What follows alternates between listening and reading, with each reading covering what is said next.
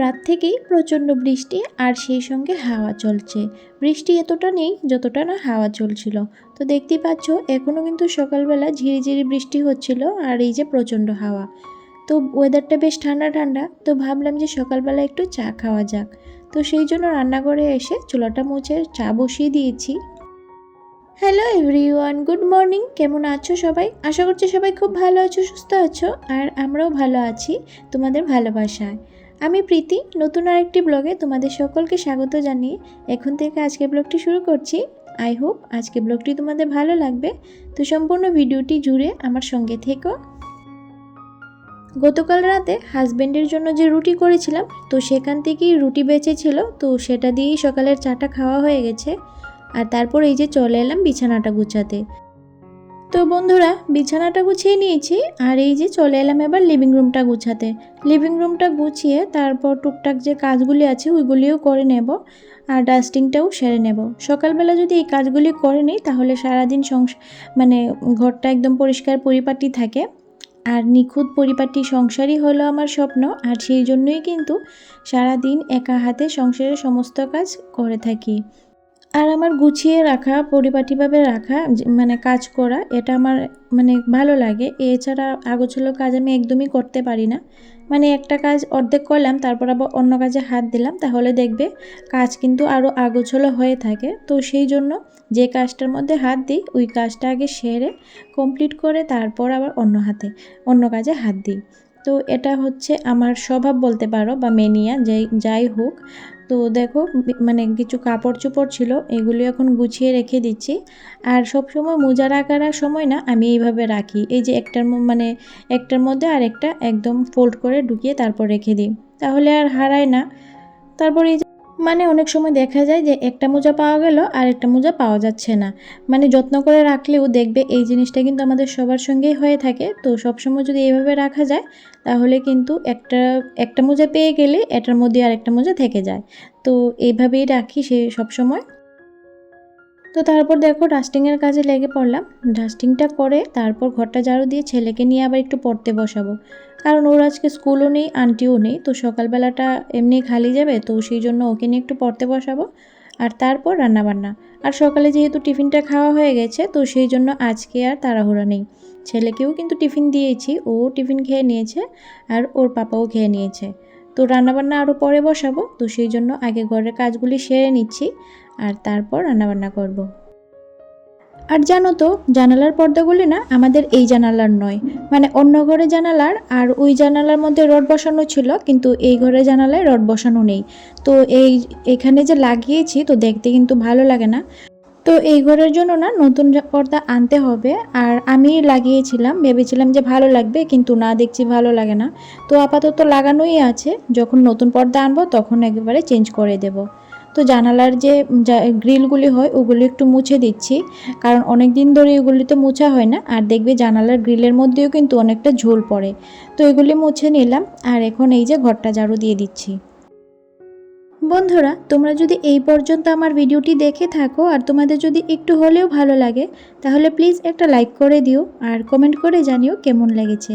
তোমাদের একটা লাইক ও একটা কমেন্ট আমাকে অনেক মোটিভেট করে, জানো তো। তো প্লিজ তোমরা সবাই আমার পাশে থেকো, আমাকে একটু সাপোর্ট করে যেও। আর হ্যাঁ, ভিডিওর কোনো অংশ যদি তোমাদের একটু হলেও ভালো লাগে তাহলে প্লিজ চ্যানেলটি সাবস্ক্রাইব করে এই বন্ধুটির পাশে থেকো, এই বন্ধুটিকে একটু সাপোর্ট করে দিও। আমার লাস্ট ব্লগে কমেন্ট করেছে শিউরলি মণ্ডল, নতুন বন্ধু হলাম, তুমিও আমার পরিবারে এসো। থ্যাংক ইউ সো মাচ, তুমি আমার পরিবারের সঙ্গে যুক্ত হয়েছো। আর আমি অবশ্যই তোমার পরিবারেও যাব, কিন্তু কি বলো তো, সময় মতন। সময় না হলে, সময়ের আগে কিন্তু গেলে সেটা আমাদের চ্যানেলের পক্ষে একেবারেই ভালো নয়। তো সময় হলে আমিও তোমার পরিবারে নিশ্চয়ই চলে আসব। আর তোমাকে কিন্তু অনেক ধন্যবাদ, তুমিও আমার পাশে থেকো। সুমাইয়া শিমু কমেন্ট করেছে, আপু দেখে নিলাম মাছের ঝোলটা দেখতে লোভনীয় হয়েছে। আমি নিজের জন্য সময় পাই না গো, 2 বাচ্চাই ছোট। আমার নামটা নিলে খুব ভালো লাগলো।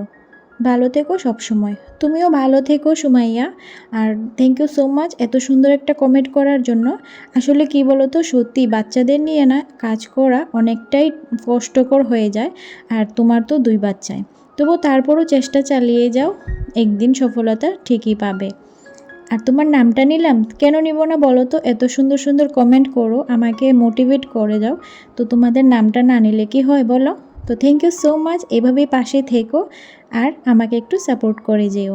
তারপর দেখো বন্ধুরা, ছেলেকে পড়িয়ে রান্নাঘরে কিন্তু চলে এসেছি, আর এসে ভাতটা বসিয়ে দিয়ে এই যে লাল শাকটা কেটে নিয়েছি, আর মাছ রান্না করব ঝিঙ্গে আলু দিয়ে। তো সব কিছু কেটে কুটে রেডি করে নিয়েছি, আর ওইদিকে কিন্তু মাছটাও ধুয়ে ভালো করে রেখে দিলাম।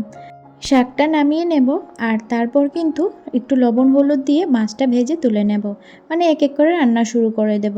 আর এই যে এদিকে দেখতে পাচ্ছ, আমি কিন্তু অন্য দিন এই যে মানে একেবারে চালটা ডেগের মধ্যে করে ধুয়ে তারপর ভাত বসাই, কিন্তু এবার নতুন চাল এনেছে।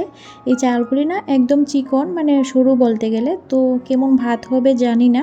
তো সেই জন্য আগে জলটা গরম করে তারপর চালটা দিলাম আর কি ধুয়ে। তো তারপর দেখো এদিকে শাকটাও হয়ে গেছে, আর এবার কিন্তু মাছটাও বসিয়ে দেব। ABC cartoon TV kids comment করেছে খুব সুন্দর হয়েছে, thank you so much comment করার জন্য, প্লিজ পাশে থেকো।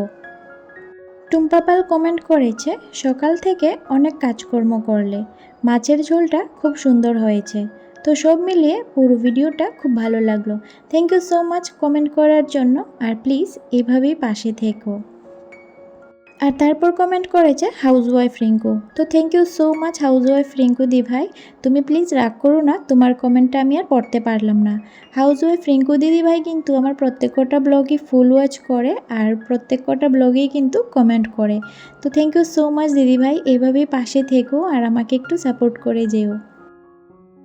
তো দেখো বন্ধুরা, লবণ হলুদ মাখিয়ে আমি কিন্তু মাছগুলি ভেজে তুলে নিচ্ছি, আর এক এক করে সবগুলি মাছই কিন্তু আমি ভেজে তুলে নেব। আর তারপর এই যে ঝিঙ্গে আলুটাও অল্প তেলের মধ্যে একটু হলুদ আর লবণ দিয়ে ভেজে তুলে নেব। আর এই যে সবগুলি মাছ কিন্তু এখানে ভাজা হয়ে গেছে, আর তারপর এই যে সব মাছটা দিয়ে দিচ্ছি। তো তারপর মশলাটা ভালো করে কষিয়ে এই যে ঝিঙ্গে আলুটা দিয়ে দিলাম, মশলার সঙ্গে ভালো করে ঝিঙ্গে আলু মিশিয়ে তারপর কিন্তু ঝোলটা দিয়ে দেব। আর আজকের মাছের ঝোলটাও কিন্তু পাতলা করে করব। আসলে গরমের মধ্যে পাতলা ঝোলটা খেতেই ভালো লাগে। তো দেখো ঝোলটা ফুটে উঠেছে, এবার মাছটা দিয়ে দিলাম, আর তারপর কিন্তু ধনেপাতা দিয়ে মাছটা নামিয়ে নেব। তো এইভাবে পাতলা ঝোলটা খেতে কিন্তু বেশ ভালো লাগে গরমের মধ্যে, তোমরাও বাড়িতে ট্রাই করতে পারো। তো দেখো বন্ধুরা, মাছের ঝোলটা কিন্তু একদম রেডি হয়ে গেছে, এবার নামিয়ে নেব। আর এই যে নামিয়ে নিয়েছি, আর আজকে রান্নাবান্না হলো এই ঝিঙ্গে আলু দিয়ে মাছের ঝোল, লাল শাক, আর অল্প একটু করে স্যালাড কেটে রেখেছি। তো চলো আজকের ভিডিওটাও এখানেই শেষ করছি, টাটা।